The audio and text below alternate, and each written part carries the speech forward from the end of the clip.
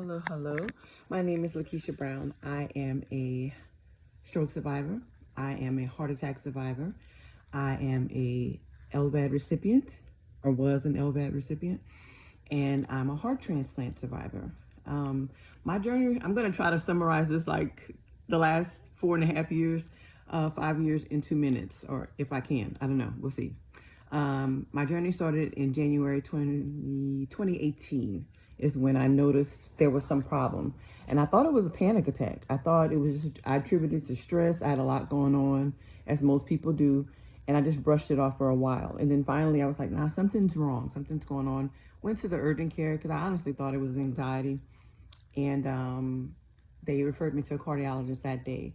The cardiologist did an echo and told me then that my EF was at 20%, 20, yes. And that I had the heart of a 90-year-old. I couldn't believe it because at that point in my life, I was a gym rat. I was no smoking, no drinking, no meat, no dairy, anything like that.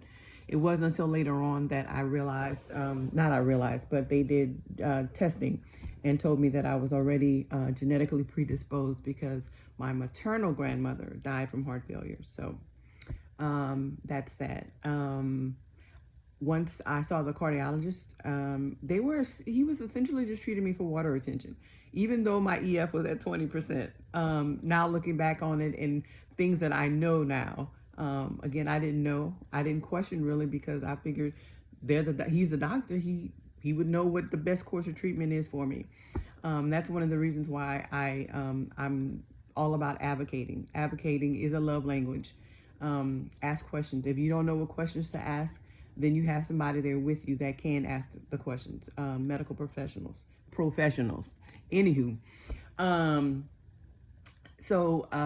life just kind of went along and whatnot. In May of 2018, I ended up getting a pacemaker defibrillator put in, and again, life just went on. It wasn't until December of 2021. Sorry, you probably hear my dog coming in with her little tapping. December 2021 is when things just really got really bad. And again, I had no idea, how sick I really was. Initially, I was told I would need a heart, lung, and kidney transplant because I couldn't walk from one end to the other without stopping at least twice because I was so out of breath and it was just so heavy on my chest. And that's when I was introduced and told about an LVAD because I'd never heard about the device before then. So in January 2022, I got the LVAD, and life was pretty good as far as like going back to regular stuff. I went back to the gym with the bag. I was traveling. I was working. I catered for a living, so I was able to do all the things with that. And then I got listed. I don't even know what year I got listed, but it must have been 2023. I got listed for a heart transplant because I got the call last year, the day after Thanksgiving. So like I said, it's coming up on a year, December 1st, and I'm so grateful, so grateful, so grateful. Some of the things, I guess my main takeaways is to advocate. And I think I may have mentioned that a few seconds ago in this video, to advocate for yourself. If you don't know what questions to ask, then have somebody there with you. I remember specifically with Miss Adrian, the nurses kept coming in because my veins were shot, and I was on the phone with her and she was on speakerphone. And I think the protocol is if they can't, get a good stick, then they have a supervisor or the charge nurse come in to try. And they stuck me that morning at least 20 times. And so finally she was on the phone. She said, why don't they just give you a PICC line or an A line? You know which one it is. Anyway, and so they did that. And I was like, that was so helpful because they were able to give me meds and they were able to draw blood from that. Which was so helpful. But I wouldn't have known to ask for that. I didn't know what that was. So I truly believe that advocating is a love language. You have to advocate for yourself because other people will not do it, right? And if you don't know a question to ask, have somebody there with you that does. In all of that, I mentioned that I was a heart attack survivor. I had a mild heart attack August of 2021.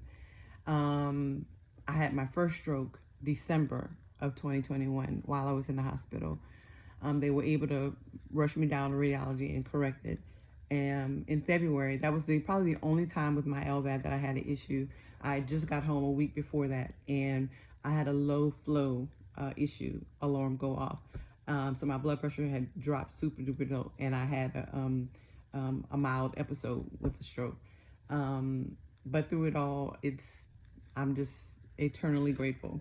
If you have any other questions or whatnot, because again, I'm trying to fit this all in like a matter of minutes. I can always send another video, or if you have any questions, I can respond to questions. I think I said Ms. Baptiste. I meant to say Mrs. Brooks. Sorry. If you have any other questions, we can go from there, and I'll be happy to answer any questions. Okay, let me know.